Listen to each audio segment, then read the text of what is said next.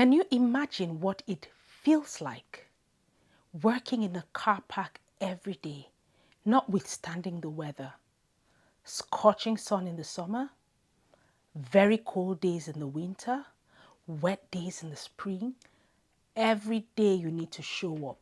And not just show up and work, but make eye gestures, smile, watch people park their cars, maybe even issue tickets, or just a basic security parking attendant.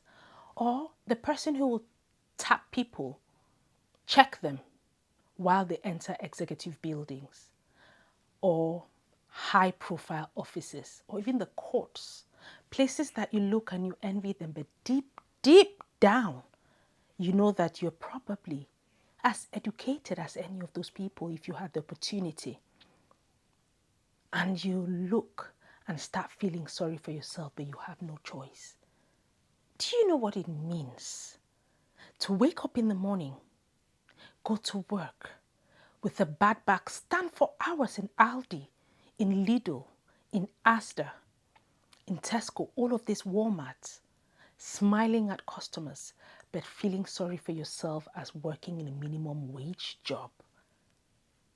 Or you work in Amazon, you have all the hours given, so you're doing so much because you're trying to cut your losses and maybe move back. This is what a lot of immigrants who are educated, who are qualified, have to face. And I have just come home.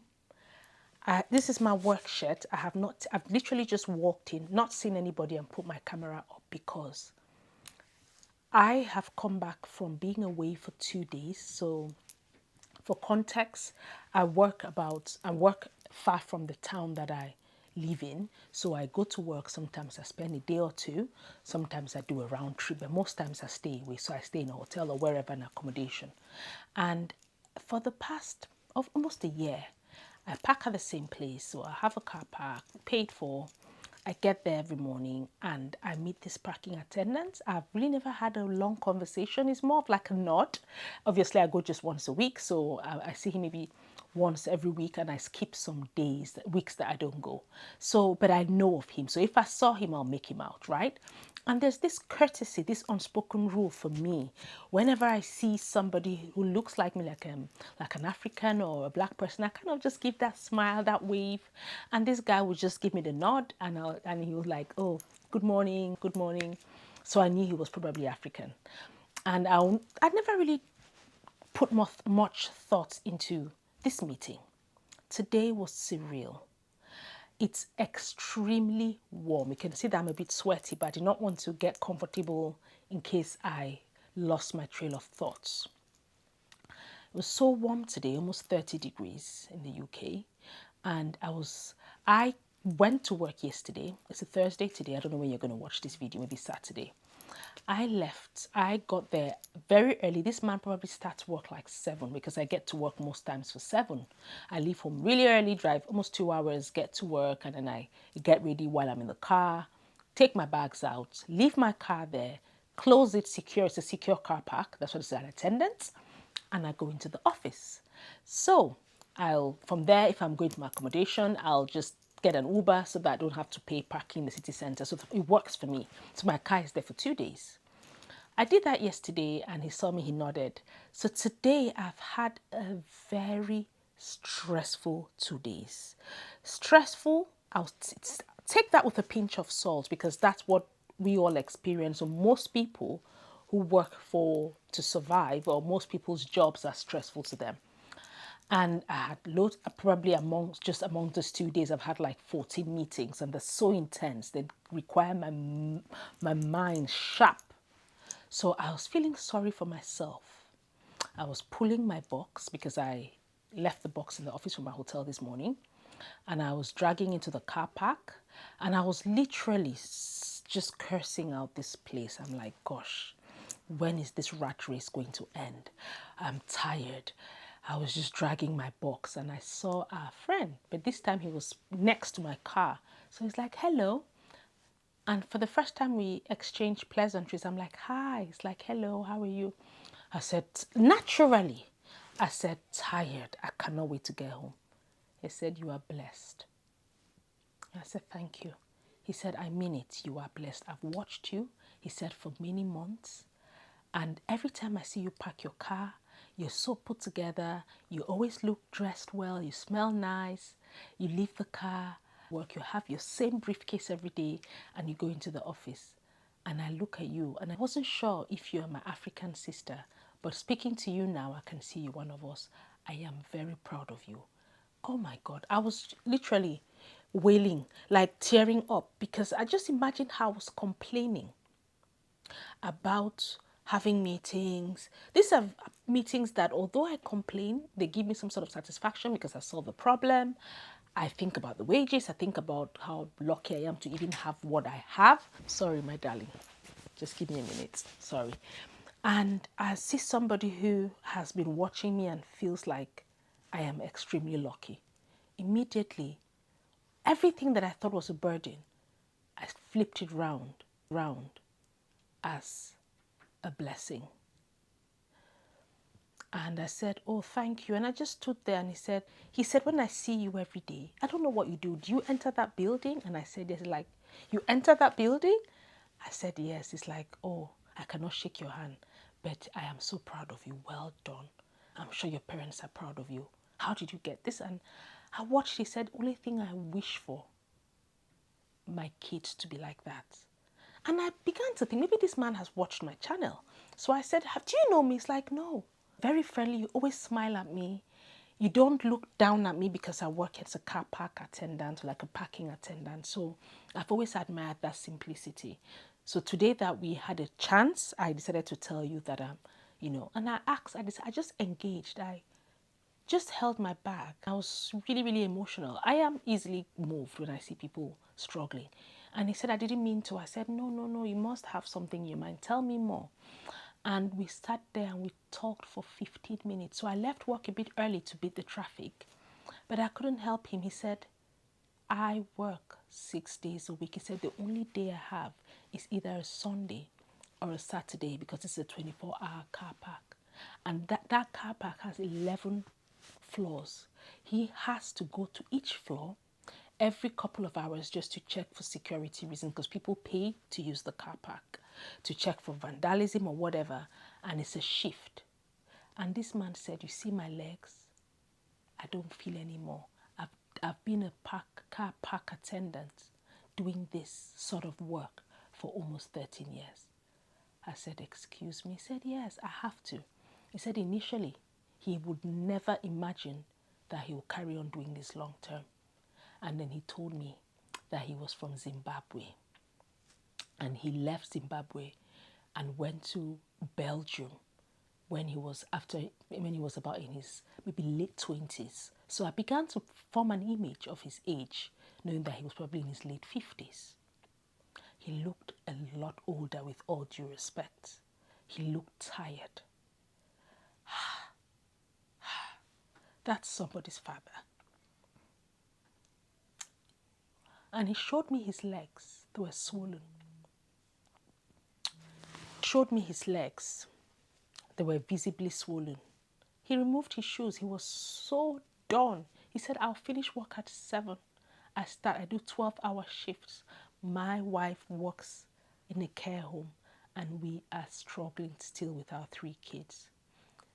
And I asked him, I said, why are you doing this?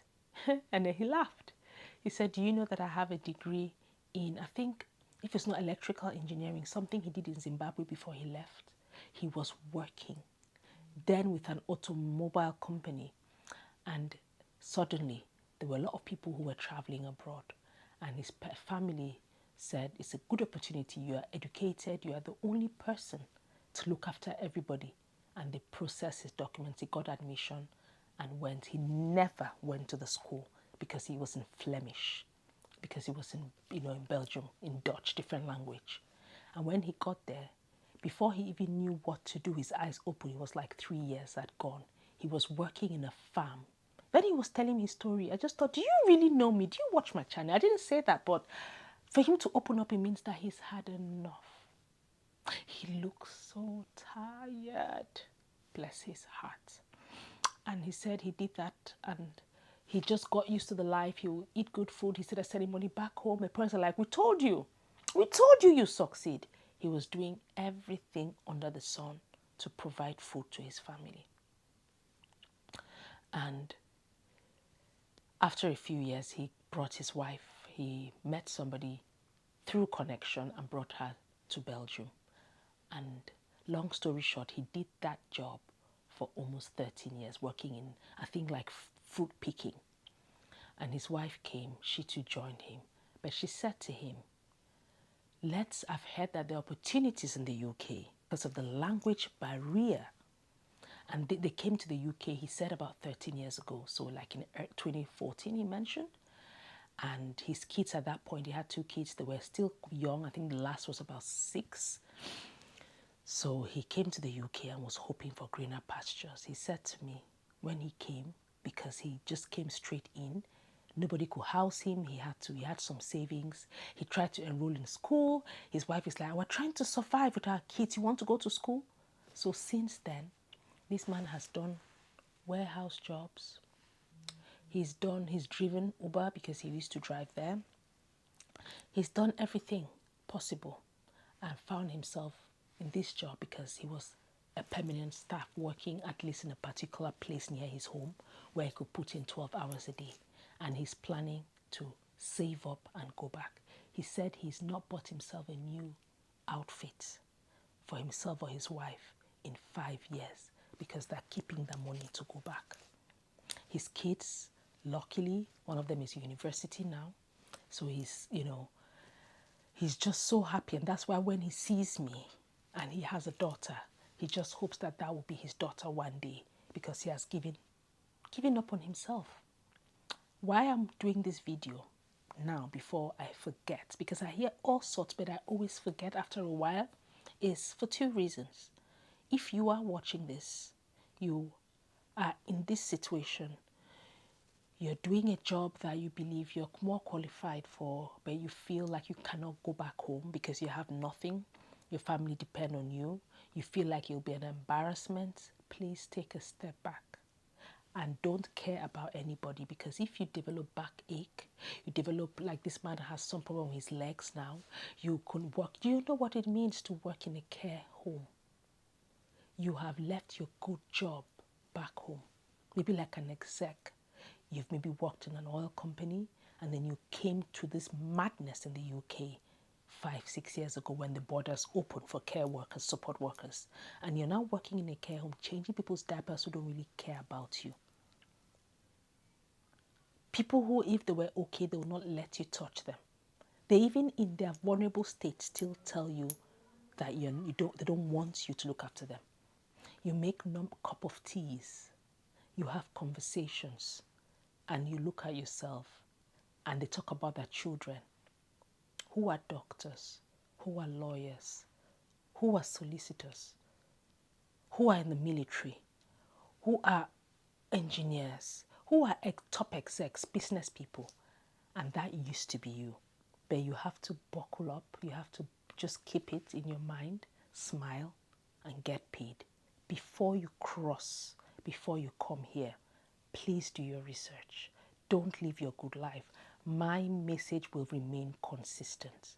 If you are making it big, you have a good job, you have a family, you have stability, please stay put in Africa.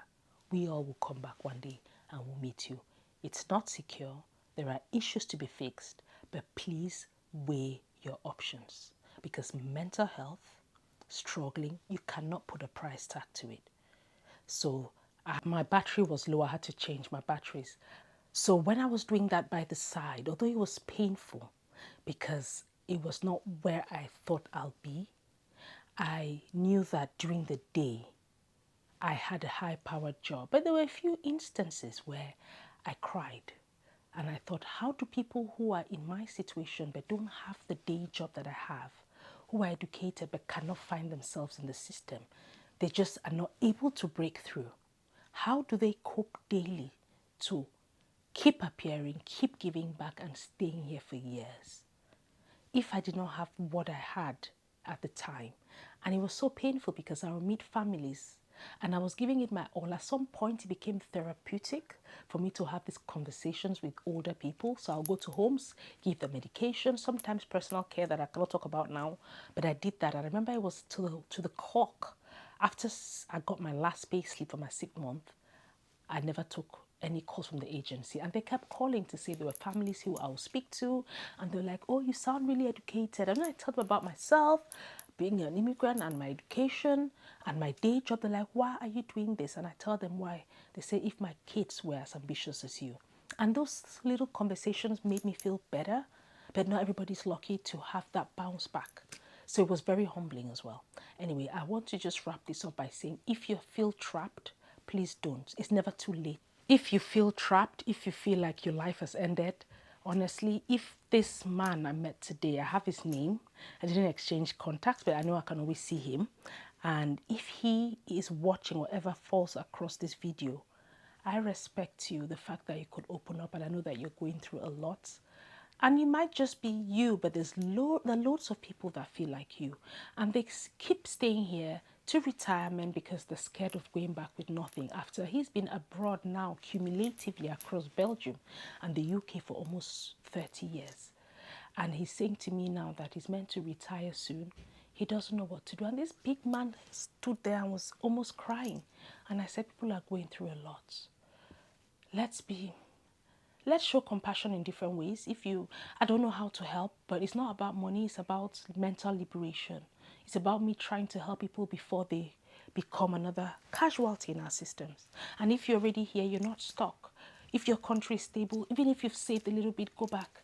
Don't wait. Keep pushing, because you might not make it alive, or you might make it when you're a mirror of yourself. Your best years are gone. If you're in your late 50s now, how long do you have to enjoy your life? How do you know that your legs can carry you? Let's not judge our family members when they want to come back. Encourage them. And if you're watching, you need to talk to me. I have lots of people who have moved back within my network. I actually have an email list, which I've missed 2 weeks because I was on holidays, but I'm back and I'll share some. I'll probably put this in an email, but the people who we can link you with like-minded people, which is really my aim long term, for us not to die here not to die here in self-pity, feel sorry for ourselves. You can retrain. You can go, if you're younger than that, even if you're that age, you can go into business. You can do whatever. You can take a little money and invest. Wow. So I said I've just come back and I just thought I'll share this story. If you've watched the video up to the end, thank you very much. Your viewership, your support really helps. But a lot of you watch and don't subscribe. If you're one of them, it's free of charge. And if you don't remember to like, please like the video. It helps to push it out. And my message still is, if you're doing well back at home, don't move without doing your research. Do your research properly before you make that decision. Thanks again. My name is Lulu, and this is Lulu Diaries. And if this is the first time, please don't make it your last. Stick around and let me know what you think. Are you in this situation, and what are your plans? Put it in the comment section and help a brother or a sister. Thank you very much again. And I'll go now and start my day. Bye-bye.